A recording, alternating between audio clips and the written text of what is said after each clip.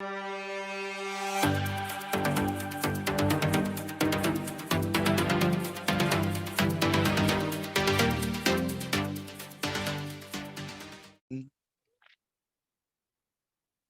galera, graça e paz, tudo bem com vocês? Bom dia, boa tarde, boa noite.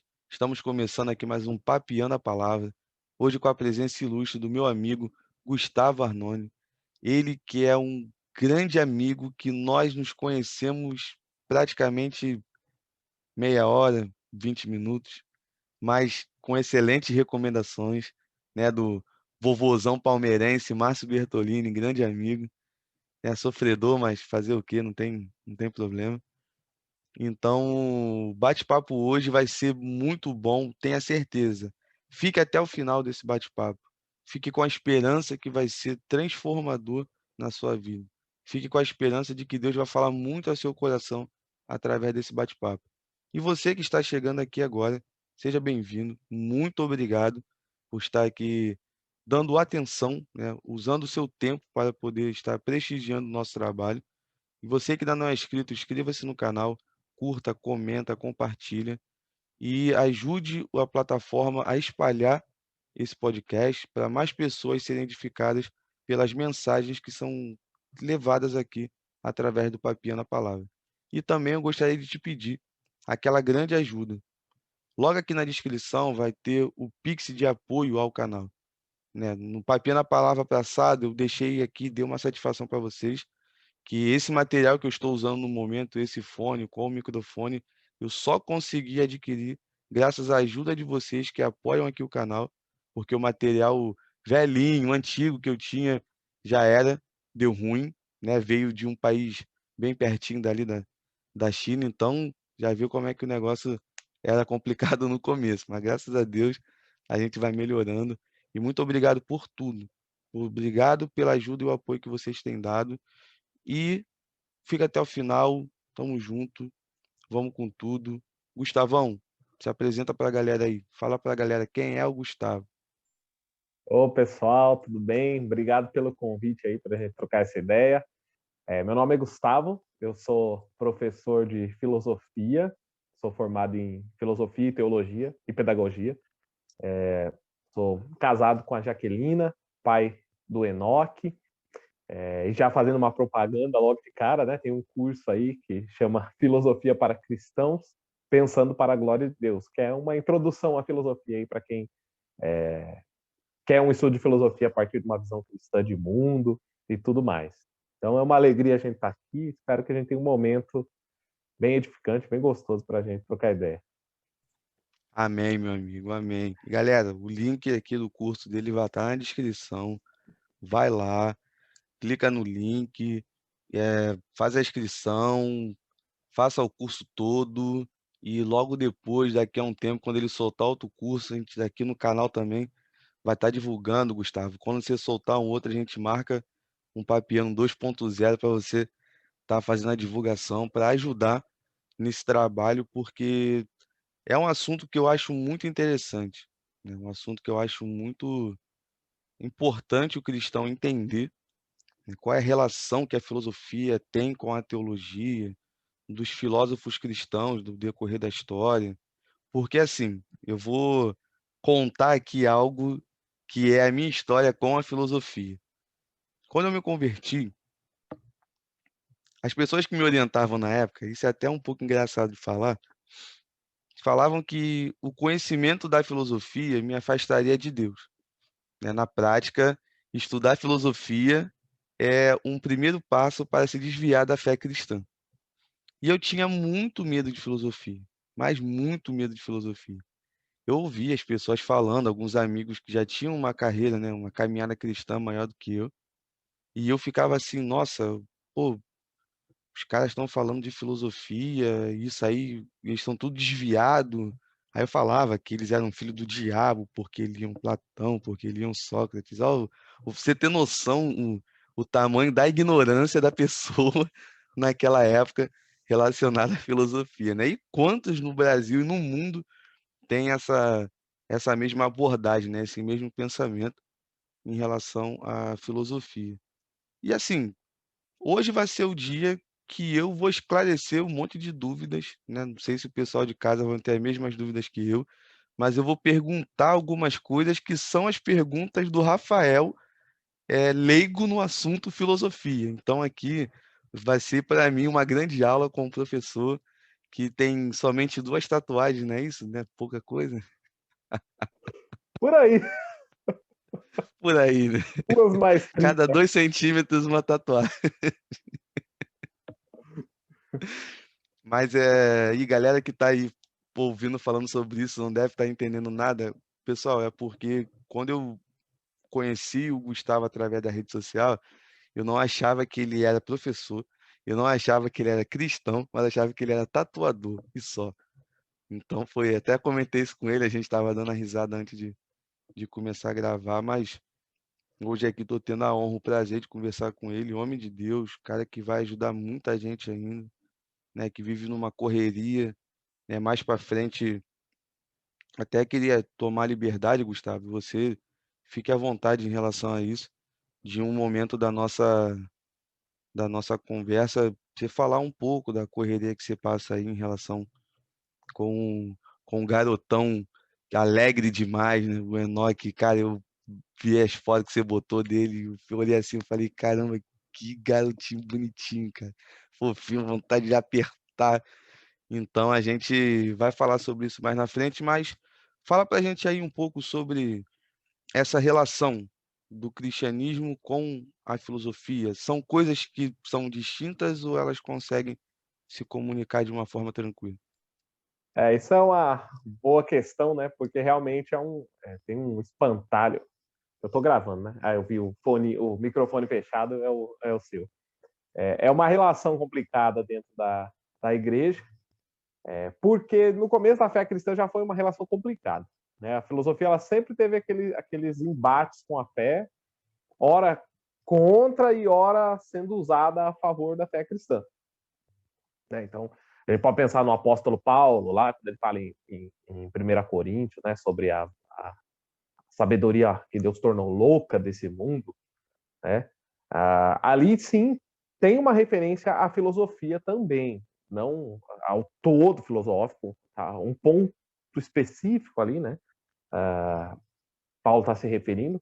Tem esses conflitos aparecem na escritura, aparecem depois, né? Vai existir dentro da igreja um movimento, usando até a linguagem do Niebuhr, que é o cristianismo contracultural, né? Que das relações do cristianismo com a cultura. Existe um cristianismo contracultural dentro da igreja, por exemplo, com o Tertuliano, com o Tassiano, com o Pascal, né, que vão achar que Atenas não tem nada a ver com Jerusalém, né, que o Deus de Abraão, de Isaac e de Jacó não tem nada a ver com o Deus dos filósofos. Então, é uma posição que existe dentro da igreja. Porém, né, uma primeira coisa, esses caras que se posicionaram contra a filosofia foram caras que estudaram bastante filosofia, né? Começa aí. Não é gente que tipo, tem preguiça, né? Eu nem quero estudar esse negócio aí porque é do diabo. É o contrário, é cara que estudou muito. Então, para ele falar, ó, essa coisa aí tá errada, ele sabia do que ele estava falando, né? Os caras estavam ali. E em vários momentos eles usaram, inclusive, né? O Tertuliano tem as suas críticas à filosofia, mas toda hora ele está usando a dialética, está usando o silogismo, o debate ali, né? O raciocínio filosófico para colocar suas posições teológicas. Por outro lado, né, essa relação dentro da igreja foi também de recepção. O que aconteceu é que, em algum momento, a igreja cristã ela precisou abrir diálogo com os filósofos, com a filosofia do tempo, para mostrar que a fé cristã ela é relevante para a cultura, para o mundo, e que ela tem uma resposta para as questões da vida, e que a fé cristã não é uma coisa de gueto, né? Então, os apologistas, se a gente lembra dos apologistas lá atrás, os caras vão, usando um ecletismo filosófico, eles vão misturar várias filosofias, eles vão usar da filosofia para defender a fé cristã também diante do mundo romano. Por quê? Porque os caras já é um bando de idiota, né? Crente é um bando de idiotas. Os caras falam, não é por aí não, cara. Se nós acreditamos que Jesus é a verdade não só da nossa particularidade e espiritualidade individual. Jesus ele é a verdade sobre o universo. Então ele tem que ser a verdade sobre a ciência, ele tem que ser a verdade sobre a filosofia, ele tem que ser a verdade sobre tudo. Né? Alguma coisa, Deus, a lei de Deus, ou a pessoa de Jesus Cristo, ou a revelação geral de Deus tem algo a dizer. Né? Então teve essa relação de usar a filosofia para responder e até haver um caminho de amadurecimento, né? Que a gente vai pensar no Agostinho, já vai casar um negócio bem melhor aí, né? Tomás de Aquino mais para frente. Então é coisa que dá para a gente ir falando aos poucos. Mas a questão é que os cristãos começaram a se relacionar também muito cedo com a filosofia, porque a filosofia vai lidar com questionamentos que só a fé cristã vai ter a resposta certa. Então, veja, né? A gente tem muito preconceito com a filosofia, mas a filosofia ela é o quê? Ela é uma busca pela sabedoria, mas ela é uma busca pelas questões últimas da vida. Então, um filósofo ele não vai ficar falando sobre coisinha assim particular. Às vezes fala, mas a questão dele é o que é o ser humano? Qual é a natureza humana? Qual o propósito da vida humana? Deus existe? O que é o bem? Né? O que é justo? Agora,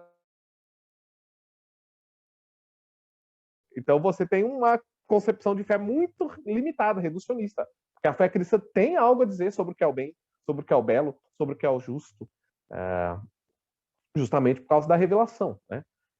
Que Deus ele nos deu. Então existe esse medo, é um medo real porque existem problemas sérios na filosofia. Porém, né, se a gente quiser compreender a cultura, depois dá para a gente até falar um pouco mais disso, a gente tem que lidar com a filosofia e os cristãos logo cedo também perceberam essa necessidade de usar a filosofia tanto para fundamentar suas doutrinas quanto para apresentar para fora, né? Entendi. E assim, você falando isso agora, só me dá uma sensação do porquê eu não conheci pessoas logo no começo que tinham uma ideia mais aberta sobre a filosofia, porque com o passar dos anos, eu comecei a reparar, né, e a observar que coisas simples que nós fazemos, né, na nossa vida, no nosso dia a dia, é fazer filosofia. Alguns questionamentos, tipo, já me peguei em alguns momentos pensando, cara, qual é o meu propósito aqui nesse mundo, entendeu? Qual é o meu propósito aqui nessa terra? Eu nasci para quê? Nasci para trabalhar, estudar, casar, ter filho e morrer. Eu fiquei pensando um dia sobre essa situação. Eu falei, eu acho isso muito vazio. Eu nasci só para isso? Não faz sentido vir aqui, dar uma passada e meter o pé e ir para algum lugar. E depois eu fui pensar o quanto que esse meu questionamento em relação à minha vida foi um questionamento filosófico. E eu fiquei pensando e falei, cara, eu fiz filosofia. Que maneiro! Aí fui conversar com a minha namorada, ela é apaixonada por filosofia, ela gosta muito, muito, muito. De vez em quando ela vem com algumas questões, falando, falando de uma forma que eu fico olhando assim para ela e falei, cara, eu não sou inteligente ao ponto de parar e organizar o pensamento desse jeito. E ela fala, fala, fala, no final ela, o que que você acha? Eu falei, acho que é isso aí mesmo, pronto, não tenho o que falar, né? Eu só sei que nada sei. Aí ela começa a rir. Então eu acho que é bem importante essa construção, né? Esse diálogo que a igreja começa a ter com a questão da filosofia, seja para defender, né, a fé cristã, ou às vezes para afirmar a própria fé cristã com alguns pensamentos, porque, por exemplo, eu quando eu li pouco material que eu li de filosofia, tem até aqui no final, né, que é o Unboxing de Platão, e eu consigo ver em algumas coisas que ele fala que são verdades contidas no Evangelho, entendeu? São situações que a gente olha assim, caramba, será que esse cara leu a Bíblia? Será que ele. E assim, aí depois eu fui ver, né, certo anacronismo. Eu falei, pô, não tem nada a ver. O cara era bem antigo do que o Novo Testamento em si. Eu falei, caramba, então deu ruim, falei besteira. Mas eu vejo assim que tem algumas coisas, alguns pensamentos que quando a gente olha para as escrituras e pô, tem alguma relação sem forçar, né, levando naturalmente. E eu consigo ver, Gustavo, nessa situação, a imagem de Deus no homem, né, o Imago Dei, né? E eu fico olhando assim e falei, cara, o quanto que o ser humano tem de Deus sim na sua raiz, né? Na sua semente, na sua essência, ainda que manchado pelo pecado, né, por conta do pecado original e tudo mais, mas ainda tem alguma coisa. Então eu acho isso muito interessante e eu acho o papel da filosofia depois de um tempo, comecei a achar de extrema importância para a vida do cristão, né? A pessoa não precisa ser um expert em filosofia, fazer uma faculdade. Todo cristão agora vai ter que ter um diploma da USP no seu quarto de filosofia. Não, não é isso, mas pelo menos o básico eu acho interessante. O que que você acha em relação a essa questão? É importante, cara, porque questões que estão sendo moldadas a partir do ambiente filosófico estão atingindo a cultura em geral. E às vezes o cristão ele tem respostas que não tocam o âmago da questão, assim, o questionamento dos caras. Às vezes eles nem estão entendendo o que os caras estão falando e ele acha que é só arrancar um versículo e pá, né? E não é bem assim, né? Porque você tem que entender um pouco da cosmovisão do outro cara. Não tem jeito, porque senão você vai comunicar e a pessoa não vai entender. É porque ela está partindo de outro lugar, né?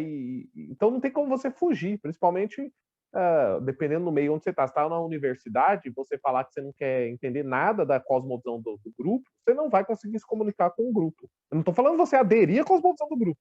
Estou falando você saber como aquele grupo pensa, aquele pessoal pensa, para você, então, apresentar o evangelho de um modo que as pessoas entendam do que você está falando. Então, não tem como o cristão se ausentar. É lógico, dependendo aonde você está. Claro que se você tiver algum tipo de trabalho que, sei lá, eu não manjo nada, mas de TI, né? Então, talvez a necessidade não seja tão forte você saber, mas se você está envolvido com uma galera de humanas, você vai precisar, né? Você está no meio do direito, da psicologia, você vai precisar entender de cosmovisão e para entender a cosmovisão dos outros você precisa estudar a filosofia, né? Porque os caras estão estudando isso também, ou são influenciados por isso. Entendi.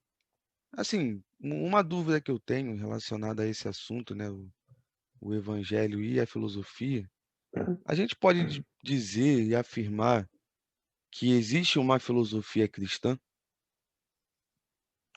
É uma boa questão essa daí. O que acontece, né? O Justino Mártir, lá atrás, já falando duas coisas. Uma que você falou, né? De você encontrar coisa muito parecida com a Bíblia no, no, no Platão, né? O Justino Mártir foi um cara, né? Que percebeu isso daí também. Inclusive, ele falou que havia um logos espermáticos, né?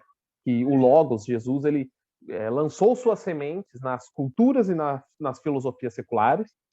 Por isso, esses filósofos chegaram a conclusões tão próximas da escritura, para que até mesmo quando o logos se revelasse, esse pensamento do mundo conseguisse identificar. Falou, o logos que a gente falava era Cristo, né? Então, o Justino foi o primeiro cara que se denominou um filósofo cristão, né? E que a fé cristã era a verdadeira filosofia. Por que a fé cristã é a verdadeira filosofia? Porque a fé cristã, lembra que a filosofia hoje a gente pensa como aqueles caras chatos que ficam só na universidade debatendo. Mas na Grécia a filosofia não era só isso. A filosofia era um modo de você viver. Né? Se você pegar o Sócrates e o Platão, eles não eram apenas pessoas que ensinavam ética. Eles eram homens que andavam eticamente. Né? Eram homens guiados por valores, que abraçavam seus valores, acreditavam naquilo ali. Não eram só acadêmicos. Né? E nesse sentido, a fé cristã ela é também uma palavra de sabedoria, porque é a verdade de Deus sobre o mundo, é a sabedoria de Deus sobre o mundo, e é um modo de vida. Então, ali para o cristão do primeiro século, fazia muito mais sentido quando se fala o cristianismo é uma filosofia. Ele é uma filosofia no sentido de que ele é um modo de vida e ele é uma visão completa do mundo, da realidade do ser humano, das questões últimas e tudo mais. Agora, a filosofia, pensando mais estritamente em um trabalho acadêmico, Existem também correntes de filosofia cristã. Existem correntes que, a partir dessa ideia de que Deus revelou verdades no mundo dos homens, né, vão fazer uso desses filósofos e corrigir aquilo que estava incorreto neles, mostrando então como a graça vai suplementar esses dados da natureza, e aí é o Tomás de Aquino. E existem filósofos que vão partir de uma cosmovisão estritamente fincada em princípios bíblicos para fazer uma leitura da realidade, né? E aí tem o Hermann Doivert, por exemplo, da tradição neocalvinista, que é o quê? Uma tentativa de criar uma filosofia, ou é uma criação de uma filosofia radicada em princípios bíblicos, explicitamente partindo do Deus triuno, só que lidando com questões, porque não é só teologia, lidando com questões da filosofia, com ontologia, com epistemologia, e aí fazendo os desdobramentos. O que a doutrina da criação implica no nosso fazer de ontologia, no nosso fazer de, né, para quem talvez não conheça, é um negócio estranho, mas qual a natureza, o elemento, o que há de mais elementar na natureza, na constituição da realidade, como que acontece a relação de pensamento e realidade, como que eu sei que meu pensamento sobre a cadeira corresponde à cadeira que está no mundo. Então esses caras vão lidar com todos esses problemas da filosofia, mas partindo de princípios cristãos, que Deus criou, que Deus colocou a lei. Então existe filosofia cristã nesse sentido. Entendi. Ó, isso aí para mim já é uma novidade, né? Porque, como eu disse, eu sou bem leigo nesse assunto relacionado à questão da filosofia. Sou curioso, me interesso em aprender, mas ainda sou uma pessoa bem ignorante no sentido de falta de conhecimento sobre isso, né? Porque, assim, eu vejo, principalmente hoje em dia na internet, a gente vê tanta gente falando tanta coisa, a gente vê tanta gente afirmando tanta coisa, que é um pouco complicado, você fica meio perdido, né? Sem saber o que fazer, tipo, pô, é isso aqui, não é isso aqui, aí vem um cara e vem com um argumento muito legal, e só que tu para pensar e para dar analisada, ele viajou e não faz sentido nenhum a argumentação que a pessoa tem, né? E eu vejo que isso está muito dentro da igreja, né? Isso eu vejo algumas pregações nas redes sociais, né, através do YouTube. Eu gosto de usar a internet para garimpar, para ver o que tá acontecendo de bom, o que está acontecendo de negativo também no meio cristão, né? Porque existem os dois pontos, né? Nada está acontecendo ali é só coisa boa e nem só coisa ruim. Dá para a gente filtrar e entender o cenário atual que nós estamos vivendo. E quando eu vejo algumas pessoas falando alguma coisa, eu já percebi, né? Eu posso estar errado, mas a minha percepção em relação a isso é que tem muita gente que vai afirmar algumas filosofias através de pregação, através de louvores, e que não se enquadra na palavra de Deus, né? Tipo, esse problema, ele é recente ou esse problema ele já acompanha a igreja desde lá da fundação? É boa essa questão, né? Esse problema já acompanha a igreja desde sempre, né? Eu lembrei do Orígenes, né? O Platão, ele tinha uma teoria, bem resumido assim, que o nosso mundo atual aqui, ele é um mundo imperfeito e ele é cópia de um mundo perfeito, certo? E a gente recorda as coisas do mundo perfeito quando a gente faz a reflexão filosófica, porque a gente perdeu o conhecimento desse mundo perfeito no momento que a gente encarna. Então, para o Platão, a nossa alma é pré-existente. O Orígenes, olha que interessante, né? Que era um filósofo cristão, um teólogo cristão, mas essa teoria dele foi condenada como heresia. Tentou fazer o quê? Eu vou explicar a predestinação, a doutrina da predestinação, a partir da teoria do Platão. Então, as almas humanas, elas eram pré-existentes, elas viviam lá na eternidade com Deus, elas pecaram lá, né? E isso explicaria a situação de pecado aqui, né? As nossas diferenças aqui, os nossos problemas aqui. Então, é uma tentativa do quê? De adaptar demais a fé cristã com a filosofia, sem fazer os filtros necessários. E isso acontece até hoje. Talvez a gente, antes de começar, estava falando da teologia da prosperidade, né? A teologia da prosperidade, ela segue um tipo de filosofia. que é uma filosofia utilitarista, no sentido de o utilitarismo é uma corrente filosófica mesmo, não é só o negócio daquilo que é útil. É uma corrente filosófica que afirma que nós devemos buscar as coisas que nos dão prazer e evitar coisas que nos dão dor, né? Então, a promessa da teologia da prosperidade é o quê? É a busca pelo prazer e evitar a dor. Como que você evita a dor? Indo no culto, pare de sofrer, né? Ou no culto de quebra de maldições, ou seja, uma série de cultos que prometem acabar com seu sofrimento para que você consiga, principalmente via dinheiro, né, via prosperidade financeira, obter o maior número de prazer possível para você. Então, isso aqui é uma filosofia secular, que parece uma questão distorcida da Bíblia, mas não é só uma distorção da Bíblia, é um pouco mais. Tem coisa de fora que está vindo e eles usam a Bíblia para justificar isso daí, né? E outros tipos de filosofia, né? Por exemplo, no neopentecostalismo ainda, um liberalismo muito forte. Então, quase que não existe o senso de comunidade em algumas igrejas neopentecostais. Não existe mesmo, assim. Eu não tenho membresia, eu não tenho relação, eu nem conheço as pessoas e tudo bem. Importa eu ir ali fazer o sacrifício, né, pegar a minha rosa e ir para minha casa, que Deus vai quebrar as maldições ali da vida do meu marido. Então é um negócio bem individualista, não tem um senso de comunidade, não tem mesa de ceia. Então é uma ideia o quê? Que o fim de todas as coisas é o indivíduo e a religião ali ela está se oferecendo como um modo de viabilizar os desejos individuais, os desejos daquela pessoa. Né? Então existe uma reprodução da filosofia da época, isso em todas as épocas da igreja, porque a igreja está dentro da cultura, né? E isso é uma relação bem difícil de fazer. Mas ela acaba sendo influenciada, ou pelo menos alguns setores da igreja sempre são influenciados pelas filosofias que estão em vigor ali. Entendi. E eu vejo com isso que você falou, o quanto é importante e extremamente necessário um conhecimento real das Sagradas Escrituras.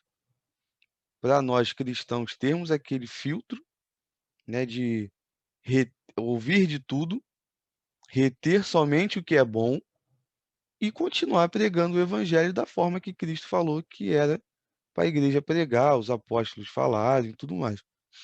Porque eu vou observando, Gustavo, e vendo algumas situações, deu o exemplo aí da teologia da prosperidade.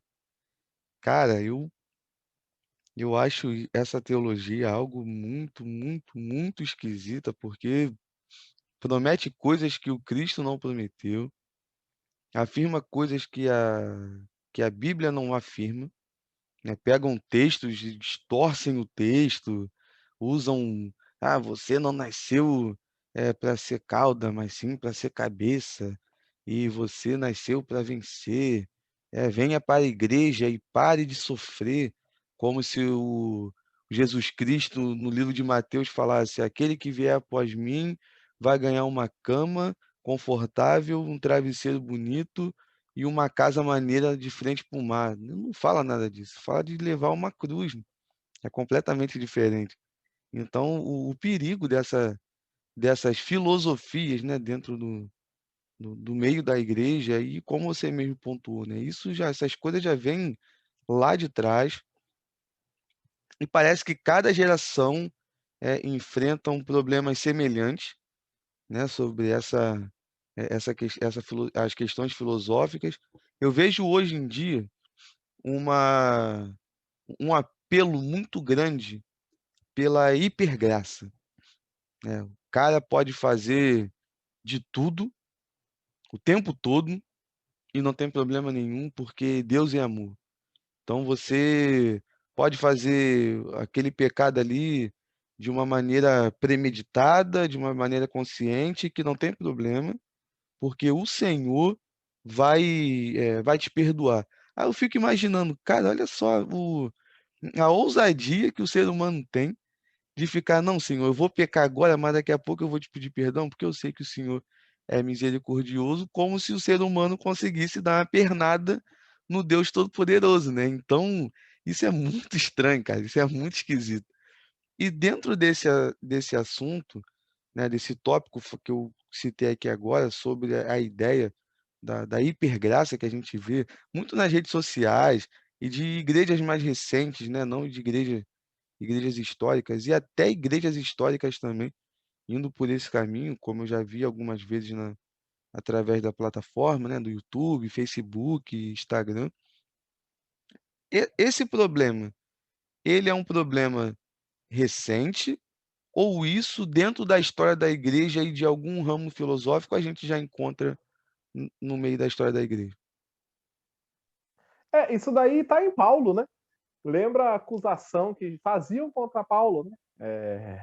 Que a gente tem que pecar mais, porque a gente não está debaixo da lei, mas a gente está debaixo da graça. E Paulo falou, não, porque a gente morreu para a lei, não no sentido que a gente não cumpre mais a lei, mas que a gente não é julgado mais pela lei, porque a nossa vida é guiada pelo Espírito para a superação das exigências da lei, ou para o cumprimento das exigências da lei. Então já existia lá essa pregação. Isso daí foi se desenvolvendo.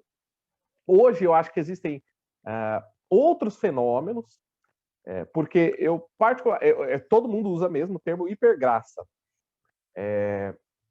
Eu acho que esses caras, os pregadores da hipergraça, eles sequer sabem o que é graça, né? Porque graça para Paulo não é só favor e merecido, é porque a gente sempre ouviu isso na igreja, favor e merecido, mas a graça de Deus, ela também é um poder que Deus confere a nós para viver de um modo diferente, né? Não mais guiado nas nossas forças e tal. É um poder do Espírito. A graça, ela inclui o poder do Espírito para vencer o pecado. Isso é a graça de Deus, né? Ela e isso gratuitamente, certo? Não porque a gente merece, porque a gente fica buscando, Deus vai me dar um poder. Não é isso. Ele nos dá gratuitamente esse poder, por sua graça, de vencer o pecado. De modo que a glória é dele mesmo.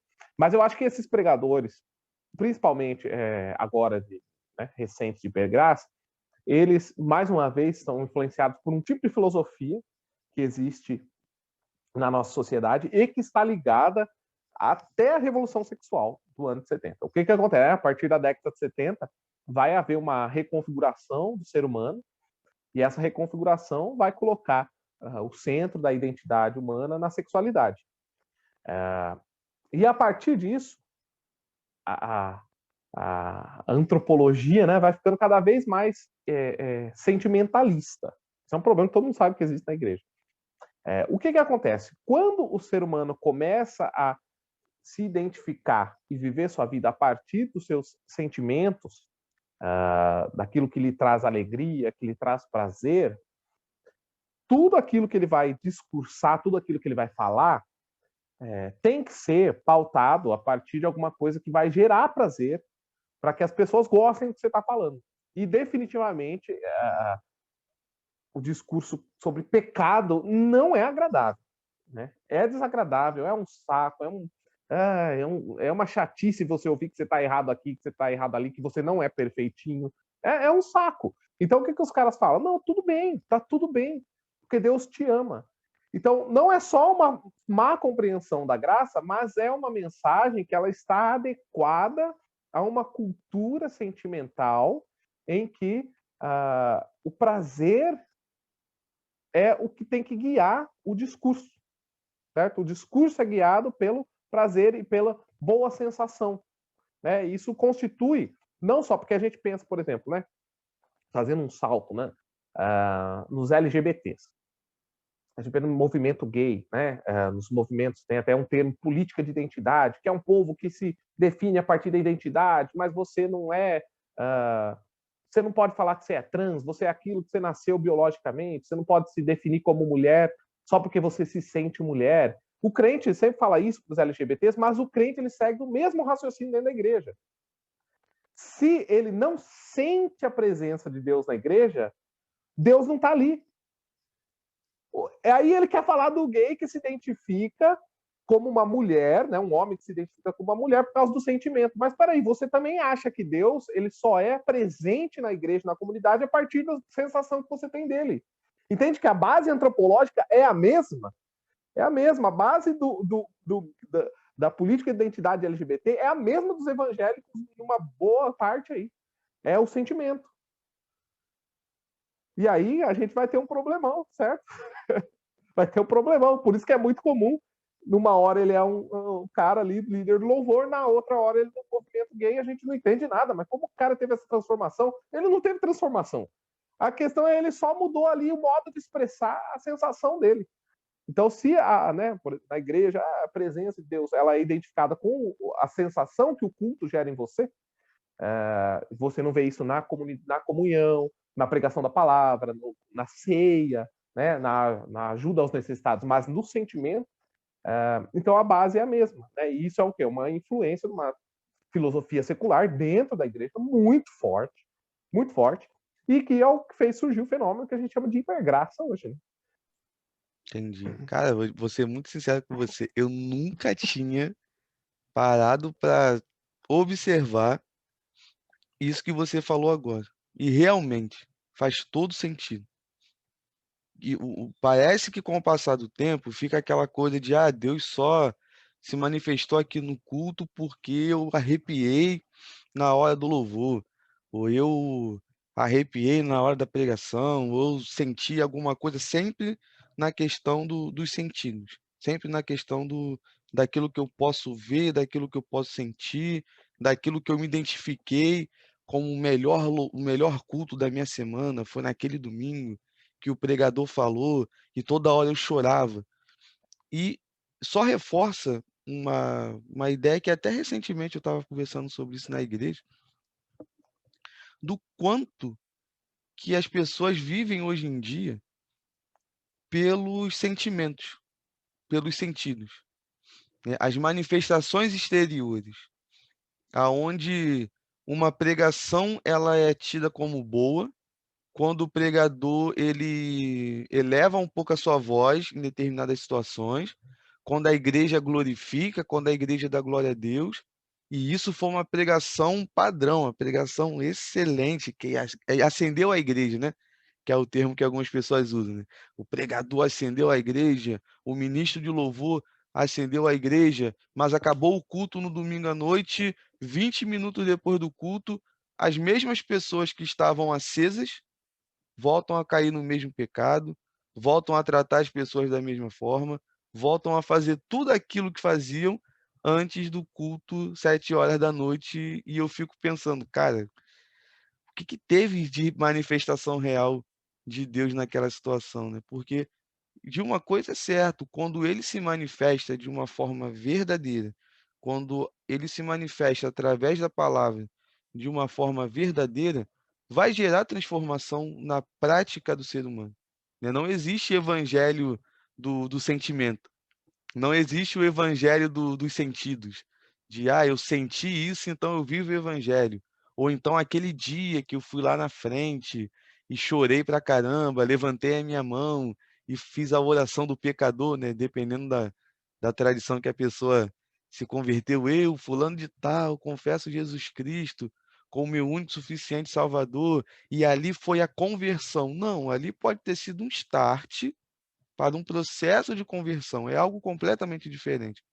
Porque às vezes a pessoa vai passar um bom tempo caindo nos mesmos erros, caindo nos mesmos pecados, mas sendo transformado diariamente conforme a sua busca e, é claro, a ação é importantíssima do Espírito Santo no coração do ser humano, né? Porque todos nós precisamos da ação dele todos os dias, né? Como pobres, miseráveis e pecadores. Então, isso na prática, né? O que a Bíblia vai nos orientar é andar na contramão da teologia da prosperidade. Você que está nos ouvindo, nos assistindo nesse momento, que pode ser adepto a essa teologia, a gente aqui não está falando nada pessoal e falando que você é o verdadeiro demônio da terra, mas a gente só está afirmando que essa ideia ela não está na Bíblia. Então, lê a Bíblia, estuda a palavra, estude filosofia também para entender algumas questões e, cara, faça alguma coisa, entendeu? Porque eu vejo, Gustavo, que esse evangelho que a gente vê muitas das vezes é um evangelho muito fácil, porque na minha adolescência eu via muitas pessoas falando: venha para a igreja e pare de sofrer. venha para a igreja e não tenha dor de cabeça. Venha para a igreja e tenha a vida financeira transformada. Eu, Rafael, com 30 anos, sou da igreja, né? Faço parte da comunhão dos santos, sou do Cristo. E pare de sofrer. Cara, igreja é complicado, ainda mais quando você está à frente de algum ministério, né? Seja rico, eu estou desempregado. É, toma uma vida tranquila. Pô, eu vejo que a cruz o tempo todo, você precisa estar ali, né?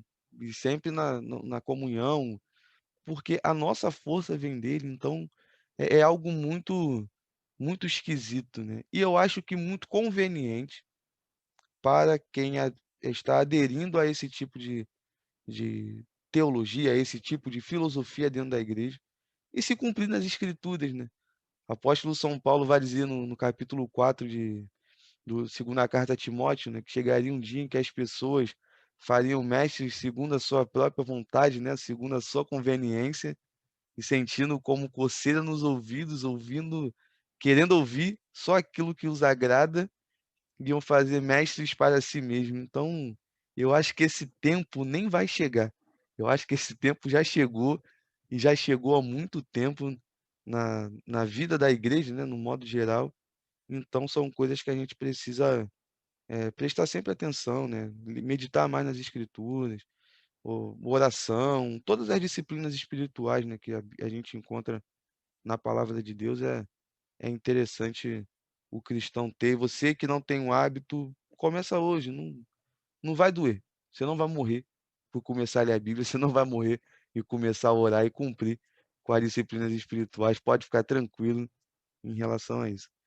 Meu amigo, ainda falando sobre as questões da filosofia e o evangelho, você poderia pontuar para a gente alguns cuidados que a igreja ou o cristão ele precisa ter com a filosofia e se tem algum cuidado que precisa ter? Sim, tem que ter cuidado, sim, né? O cristão, quando ele vai se relacionar com a cultura, qualquer coisa da cultura, não só a filosofia, né? Com a arte, com qualquer coisa, com produção cultural, até com o mercado de trabalho, você vai trabalhar, você tem que tomar alguns cuidados, né? O primeiro é que você tem que ter uma visão cristã de mundo muito sólida. Né? O que acontece eu já vi gente, né, na faculdade de filosofia mesmo, que estudando que era cristão, estudando filosofia ou teologia, por não ter uma visão de mundo bem consolidada, eu já comento sobre isso, acabou sendo levado por aquela concepção que já não tinha mais nada. Então o cara ele era cristão, mas ele acreditava numa concepção de Deus parecida com a do Spinoza, um panteísta, do Hegel. Não, mas filho, isso aí não é o Deus Pai do Senhor Jesus Cristo, é um negócio totalmente abstrato, é outra coisa que está sendo falada. E o cara ele vai. Por quê? Porque ele não tem bem fixo a visão cristã de mundo, né? Constituída daquele tripé que todo mundo conhece, de criação, queda e redenção. E a doutrina da criação implica várias coisas sobre quem é Deus, sobre como funciona a criação de Deus, que existem normas e leis na criação de Deus. Elas não são só construções sociais, por exemplo, elas não são só acordo entre os indivíduos. Né? Você já pode pensar aí em alguns filósofos, Karl Marx, Michel Foucault, ou nos liberais.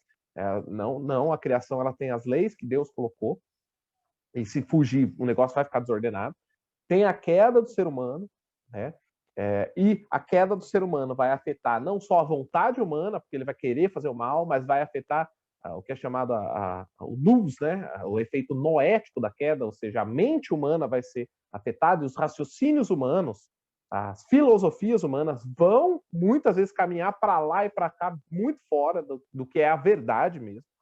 Então, se o cristão ele não tem essa percepção de que um filósofo, por mais lindo que o cara escreva, mais complexo que seja, mais títulos acadêmicos que ele tenha, e se ele não tiver a compreensão de que todo ser humano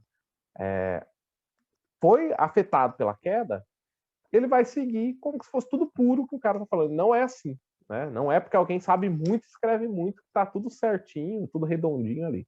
E a perspectiva da redenção. O cristão, quando ele vai se envolver com a filosofia, ele tem que ter a perspectiva de que a redenção da humanidade não vem via intelecto e não vem via propostas que filósofos colocam. Né? A redenção da humanidade não vem via tomada dos modos de produção e estatização, né, da economia, né, pensando no marxismo. A redenção da humanidade não vem pela expansão absoluta das liberdades individuais, pensando no liberalismo. A redenção da humanidade vai vir por meio de Jesus Cristo. Se o cristão não tem isso fixo, daqui a pouco ele já está levantando bandeira para algum lado. Aí é isso, é aquilo que vai salvar todo mundo e perdeu. Isso é muito fácil você cair quando você entra em meios que são dominados por por esses zeitgeist, por essas visões de mundo que vão levar o cara para isso. Então ele tem que tomar cuidado nesse sentido, em ter uma fé cristã muito sólida, e ele tem cuidados próprios até da filosofia, né? Você vai, tem interesse em ler filosofia mesmo, você tem que ter uma orientação, né? Você não vai entender nada, já sinto muito. E tendo orientação, você vai entender nada também, só que um pouquinho a mais, né? Então você tem que ter uma orientação. Você tem que saber como que eu vou lidar com o texto filosófico, o que você está procurando ali naquele texto, né? O que problema aquele filósofo está lidando. Então ele tem que ter esses cuidados também, porque senão ele vai desanimar e vai falar, isso daí é tudo inútil. E não é bem por aí, né? Então tem que ter esses dois cuidados principais aí. Entendi. E assim, quando a gente olha para o nosso cenário atual, e principalmente na juventude, né, que é aquela galera que está saindo ali adolescente, está saindo da fase da adolescência, entrando ali na fase adulta, tem toda aquela questão de trabalho, faculdade, aí vai para uma faculdade pública, e aí não sei como é que funciona aí no estado de São Paulo, mas aqui no Rio de Janeiro, extremamente complicado em relação à fé cristã, né, a algumas instituições, né, uma questão de ética e para fugir de problema, não vou citar o nome delas, mas quem está ligado no cenário de educação está ciente mais ou menos como é que funciona. E eu vejo, assim, bastante gente, cara, na casa dos 18 aos 22, 23 anos, que estava na igreja ali, na adolescência, tudo certinho, tudo bonitinho, entrou na faculdade, pum, vai embora. Eu vejo nisso, Gustavo, uma base fraca, né? Eu vejo nessa situação, nesse movimento que está acontecendo, uma base muito fraca relacionada ao evangelho. Talvez por algumas pessoas começarem a infantilizar o evangelho, talvez por umas pessoas por questões de preguiça, que são responsáveis por ensinar, não querem estudar para poder ensinar o evangelho, né? E talvez também por um movimento contra o estudo, que eu ouço muito isso, né? Ah, a teologia, ela vai esfriar o crente, a teologia mata o cristão, porque teologia não é de Deus e tudo mais. E assim, dentro desse grande problema, né, sobre a questão desse jovem que sai ali do ensino médio e vai para a faculdade, né, o jovem cristão. A base o problema, na verdade, realmente está na base?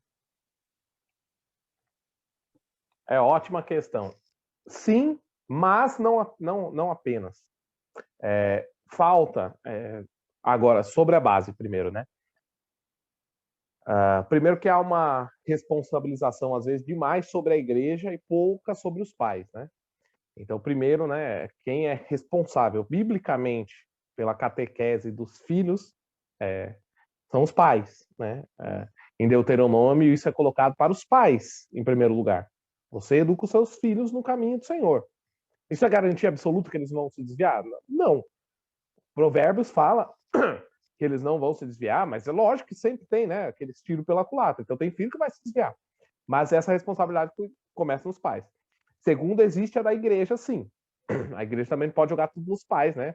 Às vezes o pai não sabe ler, não é uma pessoa de estudo. E aí? Né? Então a igreja tem que formar esses pais, formar esses adolescentes, tratar de questões reais. Porque é um problema de igreja. É que a igreja fica falando sobre coisas que não são desafios para reais das pessoas, né? Então, o adolescente vai entrar na universidade, vai lidar com questões de, sei lá, teoria de gênero, e na igreja ele está lidando com questões de tatuagem. Eu sei que tem gente que é, mas entendeu? Assim, você, beleza, você pode ser contra a tatuagem, eu não tenho nada, nem problema quem é contra a tatuagem, eu não sou esses caras que, né, apologista de tatuagem. Mas, assim, o tipo de discussão que o crente está fazendo, ele pode fazer, mas ele tem que fazer discussão, assim, que vai ser desafio real para o seu filho. E já colocando, óbvio, né, a base da fé cristã ali para ele. Então, eles estão em discussãozinha e não sai daquilo ali quando tem muito mais coisa para discutir. Mas não só isso, né? Tem que haver também uma advertência, assim, para o jovem cuidar do coração dele. E você já falou, isso é muito importante, disciplina espiritual. É aquela coisa boba, chata, velha de igreja. Leia a Bíblia e fazer oração se quiser crescer, né? Nossa, coisa chata, mas é exatamente isso. Cuidar do coração nessas coisas que parecem bobas, chatas e básicas, porque é isso que vai segurar. Na faculdade de teologia, quando eu fui para o seminário, eu me desviei, né? Me desviei, assim, fiquei doidão, voltei a usar droga, que eu usava na adolescência, então dei uma pirada muito grande, assim. Não foi por falta de base, minha igreja era uma igreja muito boa, foi por falta de cuidado do coração, porque no meu coração eu desprezava, assim, os meus pastores, pensava que era os pastorzinhos batista, né? Pô, os caras, na época, né? Os caras nunca leram Paul Tillich, os caras não estudaram Bultmann, eles não sabem quem é fulano de tal. E aí, meu, o que é isso? O ego vai inflando, né? Vai inflando, você vai ficando cheio de si. E aí é aquele conhecimento básico, que é o conhecimento que salva a vida, que aquele pastorzinho passou para você, você despreza. Então você não cuida do seu coração, daqui a pouco você já, pum, já tá em outro lado. Foi o que foi acontecendo comigo, particularmente, né? Aí eu fui, meu, caminhando cada vez para coisa mais fora da Bíblia. Lembro uma vez que eu fiz uma pregação, eu expus um livro do Paul Tillich, que tem coisa interessante, mas o livro, assim, nada a ver para usar numa pregação. Preguei, ninguém entendeu nada, eu não entendi nada. Então ficou aquele negócio, o irmão me olhando, eu olhando pros irmãos, assim, e eu só falando, achando que eu era um intelectual, mas eu saí me sentindo, tá ligado? Nossa, que bobão, velho, que besteira que eu fiz, né? Por quê? Porque se você não cuida do seu coração, você vai cair, né? Não existe essa autossuficiência, não. Você vai ser levado. Porque uma coisa que a gente acha, né? Apesar de tudo isso, da instrução ser importante, não é a cabeça só que conduz o coração. É o coração que conduz a cabeça. Então, se o seu coração não tiver em Cristo, não tiver na palavra de Cristo, se não tiver uma conexão com Deus em oração, o seu coração vai para outro lugar e sua cabeça vai também. Você não acha que você vai conseguir ficar sustentando aquela fé por muito tempo, não, se o seu coração já está em outro canto. Daqui a pouco a sua cabeça vai junto, né? Então, o que o Pascal fala, né? Que o coração tem razões que a razão desconhece. Então, o nosso coração vai justificar, criar sua própria racionalidade quando ele se afastar de Deus. Então, manter esse cuidado com o seu coração, né? Cuidar, como Eclesiastes já fala, cuidar do coração. Caramba, assim, e é bem interessante o que você falou, porque é um cuidado em conjunto. É um cuidado de quem é responsável pelo ensino, seja na igreja ou seja dentro de casa, né? Porque eu vejo isso um grande problema também, né?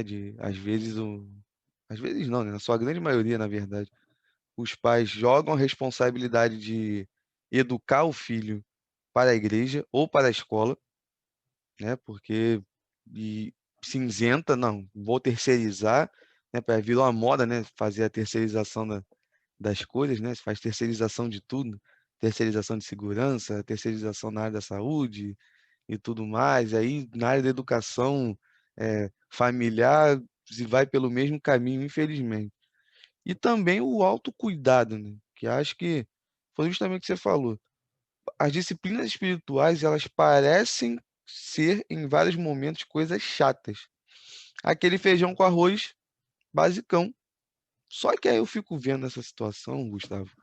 E o feijão com arroz, para a era do fast food, né? Para essa geração do fast food, não é interessante, né? Eu preciso de um Mac combo feliz, né? De um combo da alegria.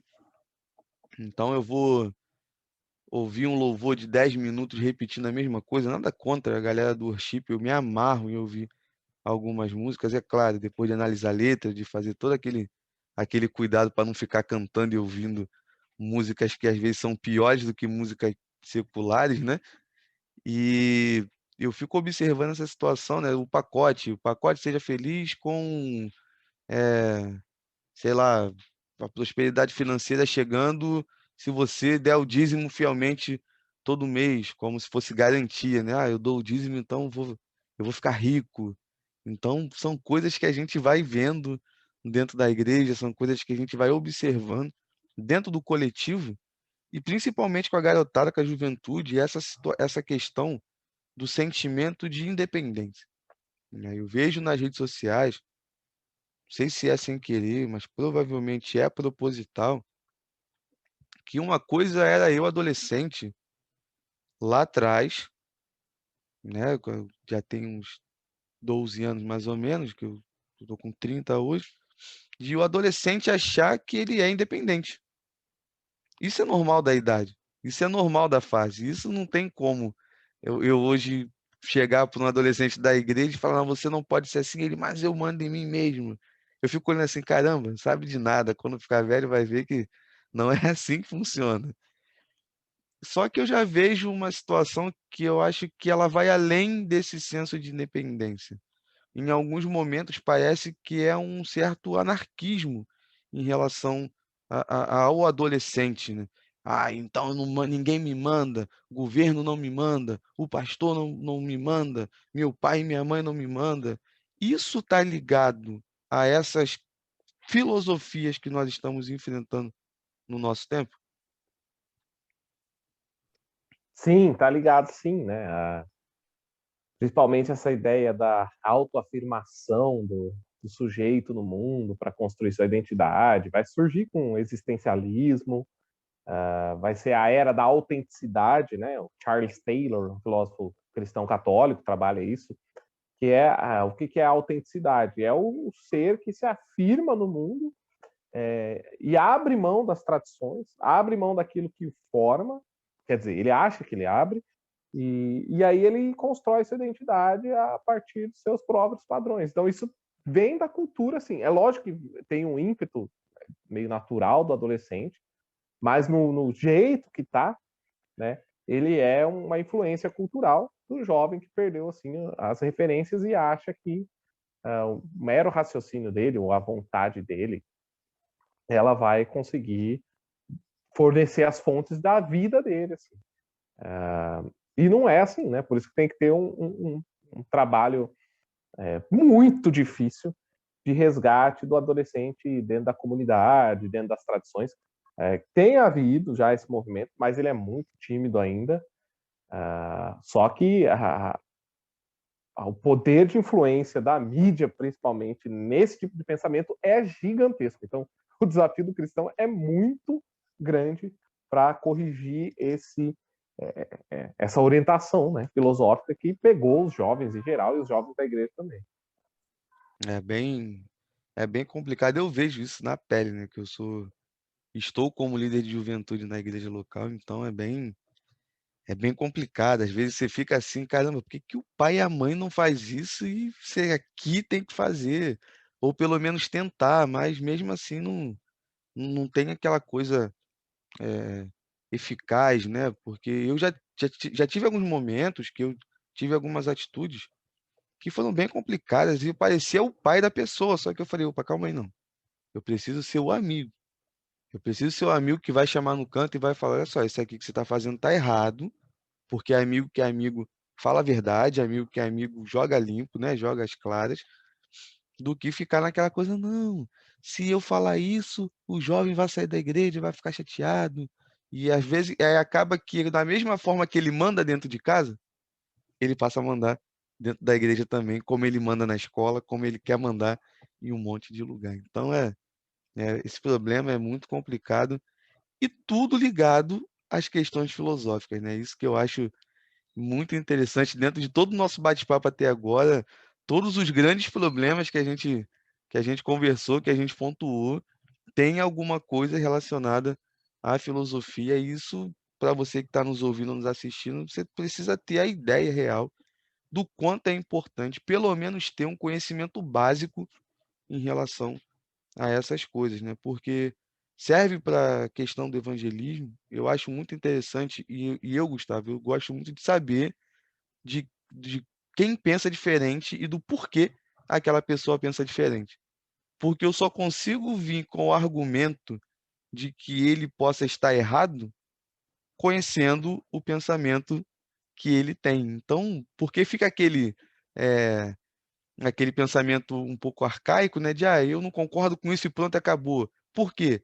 Porque sim, e porque sim é a resposta. Não, porque sim não é mais resposta, né? Já tem, você precisa desenvolver um monte de coisa e eu acho isso bem interessante. E meu amigo, dentro ainda do nosso papo, mas agora já dando um pulo, né, para um outro assunto. Eu acho que essa questão filosófica ela ficou muito bem explicada, né, muito bem pontual dentro dos nossos assuntos que conversamos até o momento. Mas eu queria saber de uma coisa sobre você. Conta um pouco para a gente aí sobre a sua experiência de conversão. Como é que foi? Tá certo. Eu nasci num lar cristão, uma igreja batista, fui criado a vida inteira nessa igreja, né? Quer dizer, até uma idade nenhuma, e mudei para outra quando era junior. Mas aí, aquela fase, né, do adolescente que quer ser o dono de si, saí fora da igreja por meio de uns 14 anos e, meu, era doidão, né, como a gente falava, né? Então vivia, eu era um bêbado que vivia drogado, aquela musiquinha. Era o Gustavo, né? Eu era um bêbado que vivia drogado. Até ser encontrado por Jesus. Então tive uma vida aí, né, bem malucona, assim. Ia na igreja ainda, ia doidão, né, já toquei no louvor dos adolescentes chapado de maconha. E eu... então, assim, aí o líder dos adolescentes era pior do que eu. E é um negócio muito complicado, né? Ele sabia, inclusive, eu falei para ele, nossa, tô chapado. Ele, dá nada.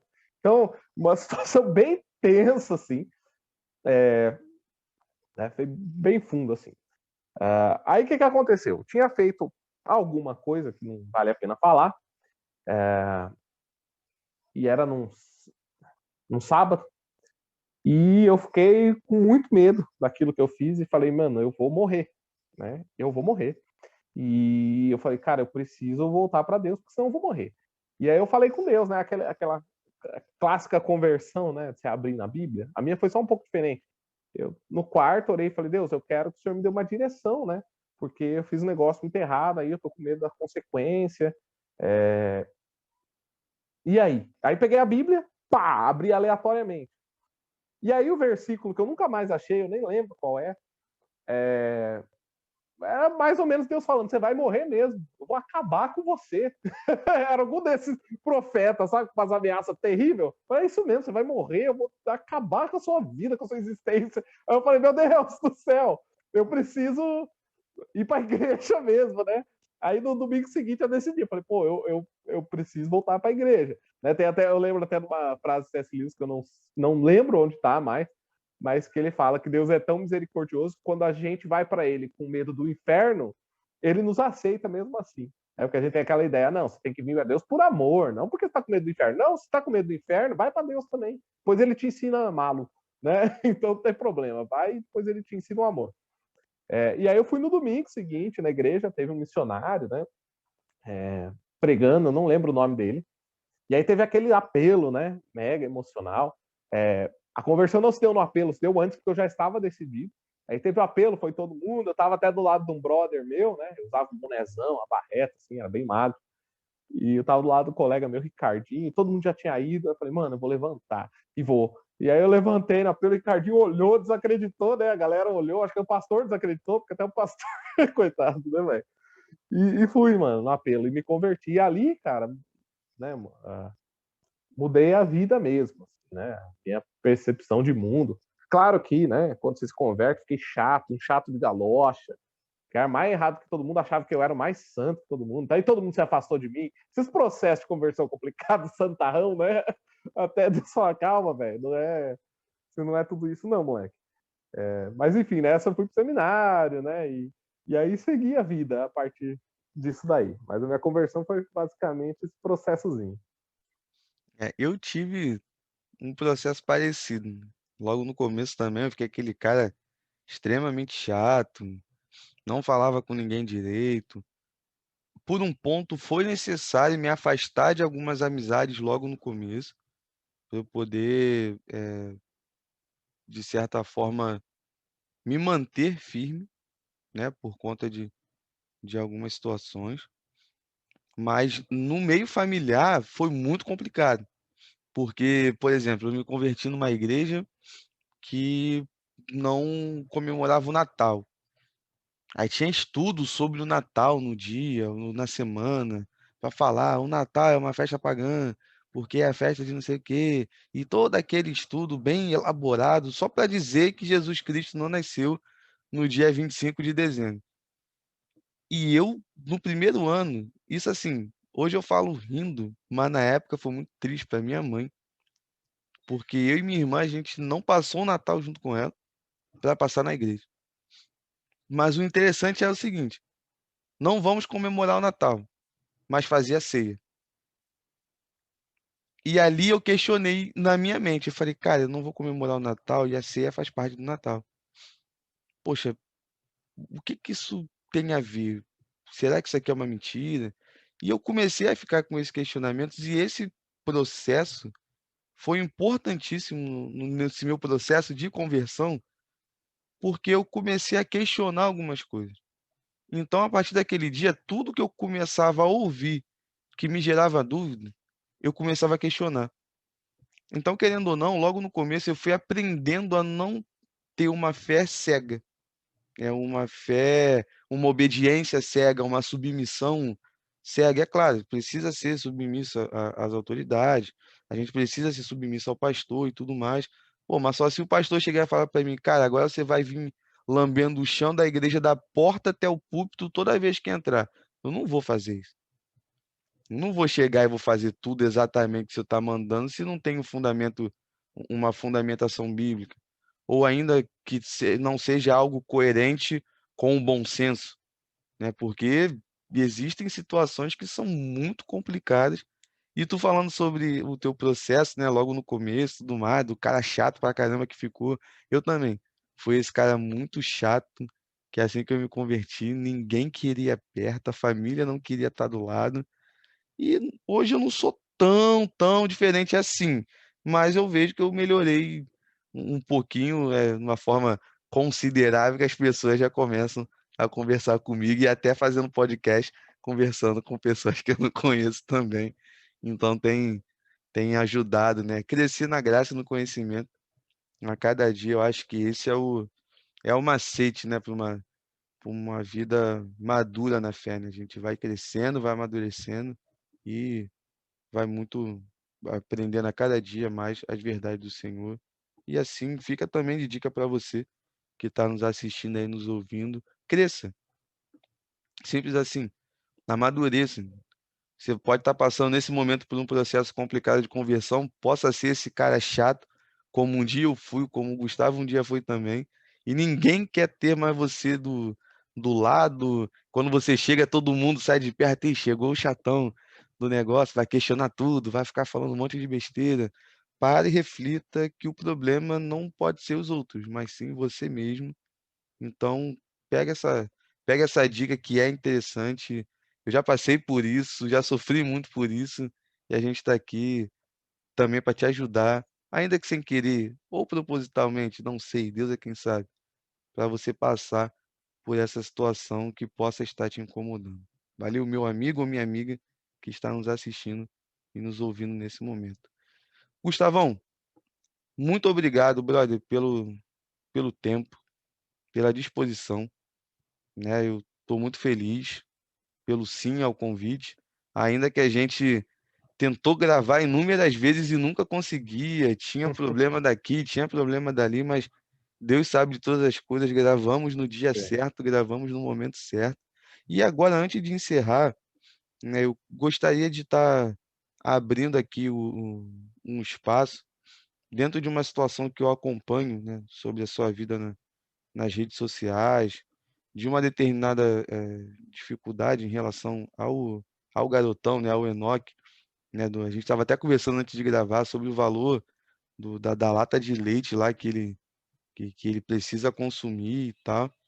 Cara, se você quiser, você pode falar um pouco sobre isso, né? E eu vou deixar aqui na descrição do vídeo também algum link que você quiser disponibilizar de apoio para a galera poder estar te ajudando e a gente abraçar essa causa aí, porque eu vou ser muito sincero com você. O sorriso dele, cara, alegra o dia da gente.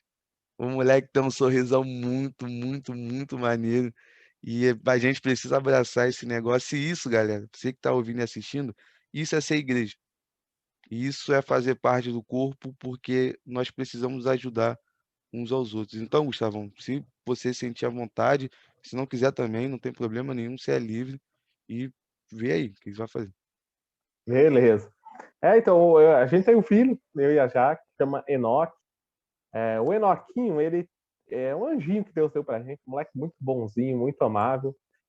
Mas ele tem alguma doença misteriosa que ninguém descobre. Então, ele com 1 ano, ele tem 3 anos e meio, ele parou de crescer com 1 ano e 3 meses, tem diarreias todo dia. Em dias de crise, chega a 13 diarreias no dia. Não absorve os nutrientes, né? Então, ele tem 11 quilos desde 1 ano de idade, continua com 11 quilos. Ele anda ainda, né? Apesar de estar meio definhadinho, assim, né? O bumbum murcho, a perninha um pouquinho torta, mas ele anda. Tem um atrasinho na fala por causa disso e tem um quadro pulmonar muito delicado. Parece que está sempre com pneumonia, assim, peito cheio, e o abdômen bem distendido. Então, o Enoque, ele está investigando, né? O que ele tem. O mais próximo é uma doença chamada pseudo-obstrução crônica intestinal, que é uma doença sem cura, e que a expectativa é de piora, né? Enfim, né? Não tem tratamento, não tem cura no mundo todo, ali, artigos dos Estados Unidos, né? Não tem. Mas está investigando. Então, tem um gasto muito grande, porque ele usa uma sonda no nariz para se alimentar agora, porque ele não come o suficiente, vomita muito em diarreia, toma um leite muito caro, né? Dura 3 dias a lata aí. Então, é um gasto muito grande. Fisioterapia semanal, né? Então, se for pôr no papel, é impossível a gente pagar. Mas Deus, ele supre. Nossa, trouxe muita gente, trouxe muita pessoa para ajudar do jeito que ele nem esperava, assim. Então, graças a Deus, ele não tem falta de nada, porque o Senhor sempre traz pessoas que vão ajudando e a gente começa a ficar preocupado, já vem alguma ajuda, porque Deus é bom demais. Mas, em todo esse sofrimento, que ele sofre bastante, ele tem dores, tem exames absurdamente chatos, doloridos, que ele faz, eu tenho aprendido muito de Deus, né? E isso é uma coisa importante, que foi até falado no podcast, do problema, né, de pare de sofrer e a ideia de que Deus vai te prosperar, e que Jesus vai acabar com seus sofrimentos. E, na verdade, a fé cristã, ela tem um outro elemento muito mais forte, que é a chamada à participação do sofrimento de Cristo. A cruz de Cristo não é uma cruz onde Cristo apenas levou nosso pecado. Ele levou nosso pecado, mas na cruz de Cristo ele nos ensinou a sofrer. E, no sofrimento, participar dessa cruz dele. Então, um problema sério que as pessoas que não possuem Cristo têm é que elas não encontram sentido no sofrimento. A gente encontra o sentido. Quando a gente sofre, quando um parente sofre, a gente entende que esse sofrimento é uma participação no sofrimento de Cristo. E o Enoque tem ensinado isso pra gente, né? E o que é mais interessante, que fez muito mais sentido a palavra de Jesus sobre as crianças, né? Que tem que se tornar como elas, é como uma criança enfrenta o sofrimento. Eu, por exemplo, estou sofrendo não só porque ele está sofrendo agora, eu estou sofrendo porque eu não sei até quando ele vai estar com a gente. Eu estou sofrendo porque não tem diagnóstico, eu estou sofrendo por um monte de coisa. O Enoque e a criança, quando ela sofre a dor que ela está sentindo ali. Se a dor passar, ela está rindo, ela está brincando, ela não está preocupada com nada. Né? E é o que Jesus ensinou, basta cada dia o seu mal. basta a cada momento o seu mal. E isso tem nos ensinado muito. Pô, basta o mal do dia. Se ontem ele estava mal e não tem diagnóstico, hoje ele está brincando, feliz ali. Então basta cada dia o seu mal. E a gente vai caminhando um passo de cada vez, né? Pensando no próximo. E isso é muito importante, porque tira, às vezes, uma. É bom você ter planos para o seu filho, é bom você pensar no futuro dele, você tem que fazer isso como pai, você é responsável por isso como mãe. Mas, às vezes, a gente se preocupa e planeja tanto o futuro dos nossos filhos que a gente perde os nossos filhos do presente. A gente perde o sonho. E isso é uma coisa que chama atenção. O Enoque está aqui, ele está nessa tensão, a gente não sabe o que é, o que vai ser. Então, eu aprendi a valorizar cada sorriso dele, cada abraço dele. E a gente perde isso quando, às vezes, nosso filho é saudável e a gente fala, não, mas meu filho vai ser um médico, meu filho vai ser um advogado. E você está perdendo ele sorrindo aqui, você está perdendo ele brincando ali, você está perdendo cada momentozinho que Deus tem proporcionado e que vai fazer falta para você, esses momentos perdidos, porque você está projetando expectativa sua sobre ele e não está curtindo quem ele é e o que Deus está te dando naquele momento para curtir e para amar. Então é isso, né? O Enoque é um anjinho que Deus nos deu, um mistério aí, mas a gente está confiante no Senhor, descansando o coração no Senhor, sabendo que o sofrimento é bom, né? Então sempre alguma coisa Deus ele nos ensina no meio da dor. E só tem duas atitudes no meio da dor. Ou você apostata da fé e fala, Deus, eu não quero nem saber. Ou você se lança no colo dele mesmo e fala, Deus sabe o que é um filho sofrendo, porque o filho dele sofreu na cruz. Jesus sabe o que eu estou passando, porque ele sentiu dores, ele sabe o meu câncer, porque ele foi crucificado, ele sabe a dor que aquilo gera. E aí o nosso sofrimento ele passa a ser ressignificado e a gente consegue suportar essa existência, não só por causa do sofrimento, mas por causa da ressurreição, porque a gente tem a esperança de que haverá um reencontro, de que haverá uma transformação e haverá um cessar, né, de toda a dor e de toda a lágrima. Então é isso, né? Eu agradeço demais também esse momento do podcast. Foi muito bom, muito construtivo. E com certeza eu vou lançar um curso daqui a um tempinho e a gente pode bater outro papo. Pode deixar, amigão. Beleza. E, galera, o, o link de apoio, alguma forma de ajuda vai estar disponível aqui na descrição, né? Seja um abençoador, não somente na vida do Enoque, mas na vida de qualquer pessoa que você sabe que está passando por alguma necessidade. E você que tem condições, eu venho aqui te dar um recado que talvez você nunca tenha escutado, mas a partir de hoje você não vai ser tomado como inocente. Mordomia cristã. Nosso dinheiro não é nosso. O nosso dinheiro é de Deus. Então, use o seu recurso para aquilo que Deus quer que você use. Já joguei a bomba, fica aí na sua consciência, agora já era. Gustavão, muito obrigado, meu brother. Tamo junto. E galera, você que foi aqui até o final, muito obrigado mesmo de coração, né?